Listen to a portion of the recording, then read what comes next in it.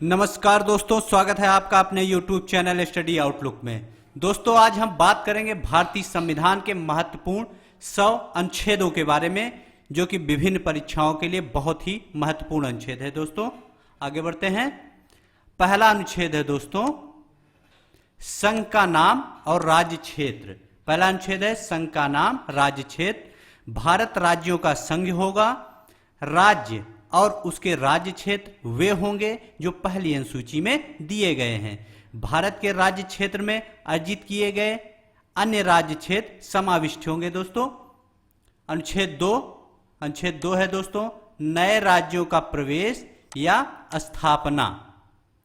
भारत की संसद को विधि द्वारा ऐसे निर्बंधों और शर्तों पर जो वह ठीक समझे संघ में नए राज्यों का प्रवेश या उसकी स्थापना की शक्ति प्रदान की गई है। दोस्तों, अनुच्छेद 3 है नए राज्यों का निर्माण और वर्तमान राज्य क्षेत्रों के सीमाओं या नामों में परिवर्तन है। दोस्तों, नए राज्यों का निर्माण और वर्तमान राज्यों के क्षेत्रों, सीमाओं या नामों में परिवर्तन संसद विधि द्वारा कर सकती है। आगे बढ़ते हैं। अनुच्छेद 5 से 11 नागरिकता संबंधी इसमें वर्णन किया गया है। अनुच्छेद 14 है दोस्तों, विधि के समक्ष समता। अनुच्छेद 14 व्यक्तियों को प्राप्त अधिकार है। दोस्तों, भारत के राज्य क्षेत्र में किसी भी नागरिक को विधि के समक्ष समता या विधि के समान संरक्षण से वंचित नहीं करेगा। अनुच्छेद 15 है दोस्तों, धर्म, मूल वंश, जाति या लिंग या जन्म स्थान के आधार पर विभेद का निषेध है। दोस्तों, अनुच्छेद 15 राज्य अपने किसी नागरिक के साथ केवल धर्म, जाति, लिंग, नस्ल और अन्य किसी भी कारण से कोई विभेद नहीं करेगा। आगे बढ़ते हैं। अनुच्छेद 16 है दोस्तों, लोक नियोजन के विषय में अवसर की समता। अनुच्छेद 16 सरकारी नौकरियों में अवसर की समता प्रत्याभूत करता है। यह अधिकार केवल नागरिकों को प्राप्त अधिकार है। अनुच्छेद 17 है दोस्तों, अस्पृश्यता का अंत। अस्पृश्यता का अंत किया जाता है और उसका किसी भी रूप में आचरण निषिद्ध किया जाता है। आगे बढ़ते हैं। अनुच्छेद 18 है दोस्तों, उपाधियों का अंत। राज्य, सेना या शिक्षा के अतिरिक्त कोई उपाधि नहीं देगा। कोई नागरिक किसी विदेशी राज्य से उपहार नहीं ग्रहण करेगा। कोई व्यक्ति जो भारत का नागरिक नहीं है, भारत में विश्वास या लाभ के पद पर बैठा हो, राष्ट्रपति के अनुमति के बिना किसी विदेशी राज्य से न तो कोई उपाधि लेगा न ही कोई उपहार लेगा। आगे बढ़ते हैं। अनुच्छेद 19 है दोस्तों, अभिव्यक्ति की स्वतंत्रता। कौन कौन सी स्वतंत्रताएं हैं दोस्तों? वाक एवं अभिव्यक्ति की स्वतंत्रता है दोस्तों, शांतिपूर्ण एकत्र होने की, समूह बनाने की, निवास करने की, संपत्ति की, वित्तीय व्यापार कारोबार की स्वतंत्रताएं दी गई हैं। अनुच्छेद 20 है दोस्तों, अपराधों के लिए दोष सिद्धि के संदर्भ में संरक्षण। क्या क्या संरक्षण है ये जानते हैं। अनुच्छेद 20 के तहत उसी समय के कानून से सजा दी जाएगी। गवाही देने के लिए खुद के विरुद्ध बाध्य नहीं किया जा सकता। एक अपराध के लिए एक ही बार सजा दी जाएगी। अनुच्छेद 21 है दोस्तों, प्राण एवं दैहिक स्वतंत्रताएं।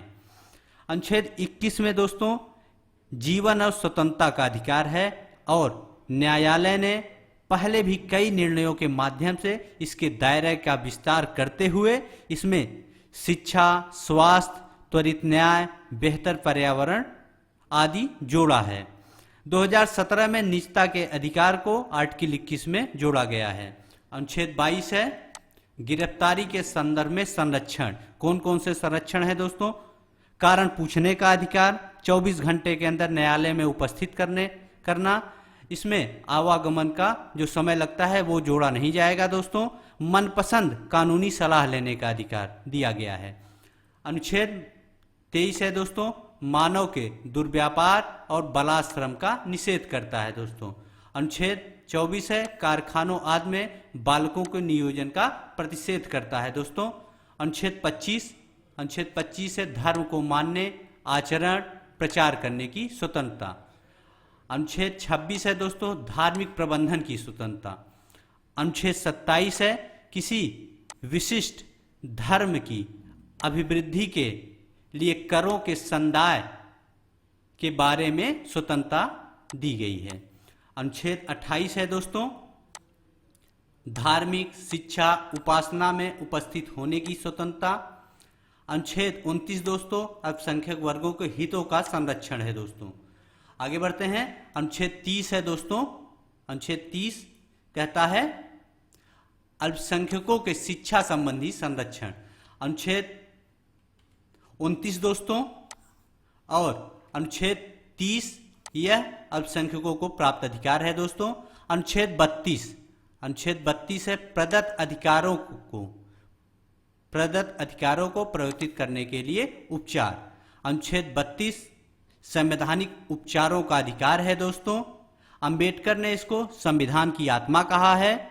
अनुच्छेद 32 के तहत सुप्रीम कोर्ट में और अनुच्छेद 226 के तहत हाई कोर्ट में सीधे रिट कर सकते हैं। रिट 5 है दोस्तों बंदी प्रत्यक्षीकरण, परमादेश, प्रतिनिषेध, उत्प्रेक्षण, अधिकार परीक्षा लेख दोस्तों। आगे बढ़ते हैं।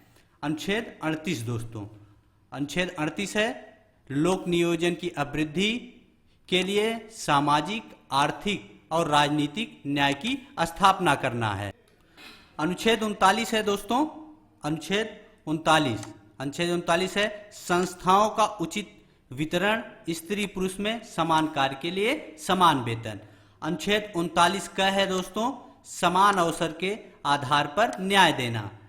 42वें संविधान संशोधन 1976 द्वारा अनुच्छेद 39 का जोड़ा गया, जिसकी सहायता से राज्य पर कर्तव्य आरोपित किया जाता है कि वह निःशुल्क विधिक सहायता के लिए प्रयास करेगा। इसके तहत राष्ट्रीय विधि सेवा प्राधिकरण का गठन किया गया था।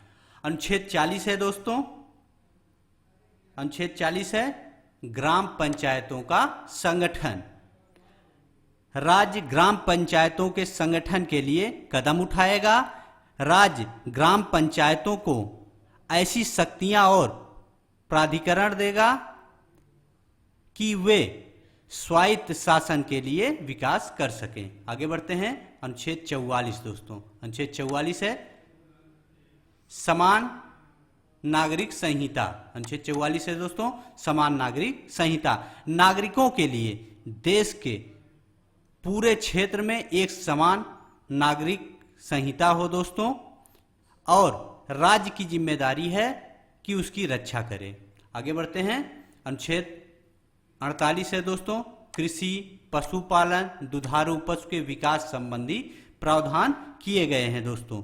अनुच्छेद 48 का क्या है दोस्तों पर्यावरण का संरक्षण दोस्तों।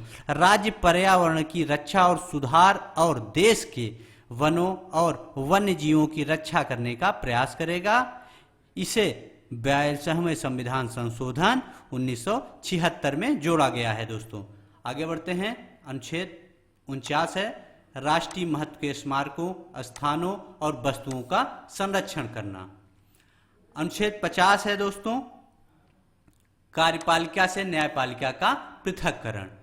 अनुच्छेद 51 है दोस्तों, अनुच्छेद 51 अंतर्राष्ट्रीय शांति सुरक्षा की अभिवृद्धि करना। राज्य अंतर्राष्ट्रीय शांति और सुरक्षा की अभिवृद्धि का प्रयास करेगा। राज्य राष्ट्रों के बीच न्याय संगत और सम्मानपूर्ण संबंधों को बनाए रखने का प्रयास करेगा। राज्य अंतर्राष्ट्रीय विधि और संधि के प्रति आदर बढ़ाने का प्रयास करेगा। अनुच्छेद 51 का मूल कर्तव्य 42वें संविधान संशोधन 1976 द्वारा जोड़ा गया है दोस्तों। राष्ट्रपति दोस्तों, राष्ट्रपति संबंधी कौन कौन से महत्वपूर्ण अनुच्छेद हैं देखते हैं। अनुच्छेद 52 दोस्तों, अनुच्छेद 52 एक राष्ट्रपति का पद होगा। अनुच्छेद 52 के तहत राष्ट्रपति का एक पद होगा दोस्तों।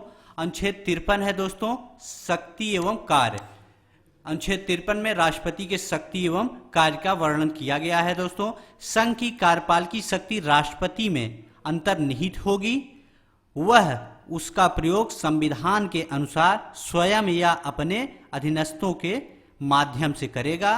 राष्ट्रपति रक्षा बलों का सर्वोच्च सेनापति होगा और इसका प्रयोग विधि द्वारा विनियमित होगा।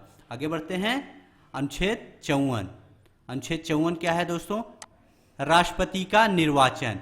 अनुच्छेद 54 में राष्ट्रपति के निर्वाचन संबंधी प्रक्रियाएं दी गई हैं। राष्ट्रपति का जो निर्वाचन संबंधी प्रक्रिया है दोस्तों, इसमें राष्ट्रपति के चुनाव में एकल संक्रमणी मत पद्धति का प्रयोग होता है, अनुपातिक प्रतिनिधित्व प्रणाली का प्रयोग किया जाता है, गुप्त मतदान से राष्ट्रपति का चुनाव होता है। आगे बढ़ते हैं दोस्तों, अनुच्छेद 60। अनुच्छेद 60 क्या है? राष्ट्रपति द्वारा शपथ या प्रतिज्ञान। अनुच्छेद 60 में राष्ट्रपति के शपथ एवं प्रतिज्ञान संबंधी प्रावधान दिए गए हैं। अनुच्छेद 61 दोस्तों, अनुच्छेद 61 में है राष्ट्रपति पर महाभियोग की प्रक्रिया। अनुच्छेद 61 में राष्ट्रपति के पर महाभियोग लगाने की प्रक्रिया संबंधी प्रावधान है। अनुच्छेद 72 दोस्तों, अनुच्छेद 72 है क्षमा दान की शक्ति। अनुच्छेद 72 में राष्ट्रपति के क्षमा दान संबंधी शक्तियां दी गई हैं। अनुच्छेद 85 है दोस्तों, अनुच्छेद 85 लोकसभा का विघटन राष्ट्रपति द्वारा। अनुच्छेद 123 अध्यादेश है दोस्तों। अनुच्छेद 143 दोस्तों, राष्ट्रपति सुप्रीम कोर्ट से सलाह ले सकता है पर सलाह मानने के लिए बाध्य नहीं है। आगे बढ़ते हैं, उपराष्ट्रपति दोस्तों। उपराष्ट्रपति, अनुच्छेद 63 उपराष्ट्रपति का पद है। अनुच्छेद 63 में उपराष्ट्रपति का पद दिया गया है। अनुच्छेद 64 है दोस्तों, राज्यसभा का पदेन सभापति होगा। उपराष्ट्रपति राज्यसभा का पदेन सभापति होगा। अनुच्छेद 69 है दोस्तों, उपराष्ट्रपति का शपथ एवं प्रतिज्ञान। आगे बढ़ते हैं, प्रधानमंत्री दोस्तों। प्रधानमंत्री, अनुच्छेद 74 है दोस्तों, राष्ट्रपति की सहायता के लिए मंत्रिपरिषद। अनुच्छेद 75 है दोस्तों, प्रधानमंत्री। संसद, अनुच्छेद 79 है भारत में एक संसद होगा। आगे बढ़ते हैं, अनुच्छेद 80। अनुच्छेद 80 है दोस्तों, राज्यसभा की संरचना। अनुच्छेद 80 में राज्यसभा की संरचना है दोस्तों। अनुच्छेद 81 है लोकसभा की संरचना। अनुच्छेद 83 है दोस्तों, संसद के सदनों की अवधि दी गई है। अनुच्छेद 83 में दोस्तों। अनुच्छेद 87 है दोस्तों, राष्ट्रपति का अभिभाषण दिया गया है। राष्ट्रपति अनुच्छेद 27 के माध्यम से विशेष अभिभाषण देता है। अनुच्छेद 100, यदि लोकसभा में मत बराबर हो जाता है तो अध्यक्ष निर्णायक मत देता है। यदि लोकसभा में दोस्तों किसी बिल पे बहस चल रही है, उस पे मत बराबर हो जाता है तो लोकसभा अध्यक्ष को यह अधिकार है कि वह निर्णायक मत दे सकता है। आगे बढ़ते हैं, अनुच्छेद 105। अनुच्छेद 105 है संसदीय विशेषाधिकार दोस्तों। अनुच्छेद 105 और अनुच्छेद 194 में क्रमशः संसद और राज्य विधानमंडल के सदनों, सदस्यों तथा समितियों को प्राप्त विशेषाधिकार उन्मुक्तियों का उल्लेख किया गया है। इस तरह संसदीय विशेषाधिकार का मूल भाव संसद की गरिमा, स्वतंत्रता और स्वायत्तता की सुरक्षा करना है। आगे बढ़ते हैं दोस्तों, अनुच्छेद 108। अनुच्छेद 108 है संयुक्त अधिवेशन है दोस्तों। अनुच्छेद 110। अनुच्छेद 110 है दोस्तों धन विधेयक, जो कि लोकसभा तय करेगा। अनुच्छेद 112 है दोस्तों बजट। आगे बढ़ते हैं, अनुच्छेद 116 दोस्तों। अनुच्छेद 116 है लेखानुदान। संविधान के अनुच्छेद 116, संविधान के अनुच्छेद 116 में इसका प्रावधान है दोस्तों। इसमें सरकार कोई नया टैक्स नहीं लगाती। वैसे भी संविधान के अनुच्छेद 265 में स्पष्ट उल्लेख है कि कानून के प्राधिकार के बिना कोई भी टैक्स नहीं लगाया जा सकता है दोस्तों। आगे बढ़ते हैं, अनुच्छेद 117 दोस्तों। अनुच्छेद 117 है दोस्तों वित्त विधेयक। भारतीय संविधान के अनुच्छेद 117(1) अनुच्छेद 117(2) में वित्त विधेयक का उल्लेख किया गया है। ऐसे सभी विधेयक जिनका संबंध वित्तीय मामलों से होता है वित्त विधेयक कहलाते हैं। इस विधेयक को राष्ट्रपति की सहमति के बाद लोकसभा में पेश किया जाता है। इसमें राज्यसभा को पर्याप्त शक्तियां प्रदान होती हैं। दोस्तों, सर्वोच्च न्यायालय अनुच्छेद 124 है, उच्चतम न्यायालय का गठन है। दोस्तों, अनुच्छेद 131 है, उच्चतम न्यायालय का प्रारंभिक अधिकारिता दी गई है। दोस्तों, आगे बढ़ते हैं। अनुच्छेद 137 है, न्यायिक पुनराविलोकन। सर्वोच्च न्यायालय अपने द्वारा सुनाए गए निर्णय या दिए गए आदेश का पुनराविलोकन करेगा। इसके तहत वह निर्णयों को परिवर्तित भी कर सकेगा। आगे बढ़ते हैं। महान्यायवादी अनुच्छेद 76, भारत का महान्यायवादी। इसकी नियुक्ति दोस्तों राष्ट्रपति द्वारा की जाती है। इसकी जो योग्यता होती है दोस्तों, सर्वोच्च न्यायालय का जज बनने की योग्यता रखता है। शक्तियां क्या क्या हैं महान्यायवादी की? सरकार की तरफ से किसी भी न्यायालय में बहस कर सकेगा, संसद में बहस कर सकेगा, परंतु मतदान में भाग नहीं लेगा। आगे बढ़ते हैं। अनुच्छेद 148 है दोस्तों, नियंत्रक महालेखा परीक्षक। राज्यपाल आर्टिकल 153 राज्यों के लिए राज्यपाल होगा। दोस्तों, अनुच्छेद 154 में शक्ति का वर्णन किया गया है, राज्यपाल की क्या क्या शक्तियां हैं। अनुच्छेद 155 इसका निर्वाचन राष्ट्रपति द्वारा। अनुच्छेद 161 क्षमादान की शक्ति। मंत्रिपरिषद अनुच्छेद 163 मंत्रिपरिषद की व्यवस्था करता है। अनुच्छेद 164 है दोस्तों मुख्यमंत्री। अनुच्छेद 165 राज्यों का महाधिवक्ता, इसकी नियुक्ति राज्यपाल करता है। योग्यता हाई कोर्ट के न्यायाधीश बनने की योग्यता रखता हो। राज्य विधानमंडल में चर्चा में भाग ले सकता है परंतु मतदान नहीं दे सकता है। आगे बढ़ते हैं। राज्य विधानमंडल अनुच्छेद 168 विधानमंडल है दोस्तों। अनुच्छेद 169 क्या है दोस्तों? विधान परिषद का गठन, उसका उत्साद। अनुच्छेद 170 है दोस्तों विधानसभा की संरचना। आगे बढ़ते हैं। अनुच्छेद 171 है विधान परिषद की संरचना। उच्च न्यायालय 214 राज्यों के लिए उच्च न्यायालय है दोस्तों। अनुच्छेद 216 उच्च न्यायालय का गठन दिया गया है दोस्तों। अनुच्छेद 231 दो या दो से अधिक राज्यों के लिए उच्च न्यायालय की व्यवस्था की गई है। आगे बढ़ते हैं। केंद्र राज्य संबंध दोस्तों, अनुच्छेद 249 राज्य सूची पर केंद्र द्वारा कानून। आगे बढ़ते हैं। अनुच्छेद 262 है दोस्तों नदी जल विवाद। अनुच्छेद 262 में नदी जल विवाद है दोस्तों। अनुच्छेद 263 में अंतरराज्यीय परिषद है। आगे बढ़ते हैं।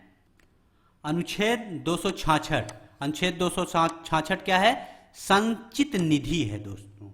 अनुच्छेद 266 संचित निधि है।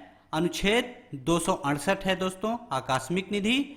अनुच्छेद 280 है वित्त आयोग, बहुत ही मोस्ट इंपॉर्टेंट ये आर्टिकल है। अनुच्छेद 280 दोस्तों, वित्त आयोग एक संवैधानिक संस्था है। इसका गठन संविधान के अनुच्छेद 280 के नियम भी तय करता है। यह राज्यों तथा केंद्र के बीच कर राजस्व वितरण की अनुशंसा भी करता है। वित्त आयोग का गठन 5 वर्षों के लिए किया जाता है। इसमें 5 सदस्य शामिल होते हैं। आगे बढ़ते हैं। अनुच्छेद 312 अखिल भारतीय सेवाएं हैं दोस्तों। अनुच्छेद 315 लोक सेवा आयोग है, संघ लोक सेवा आयोग है दोस्तों। निर्वाचन आयोग, अनुच्छेद 324 में निर्वाचन आयोग संबंधी प्रावधान दिए गए हैं।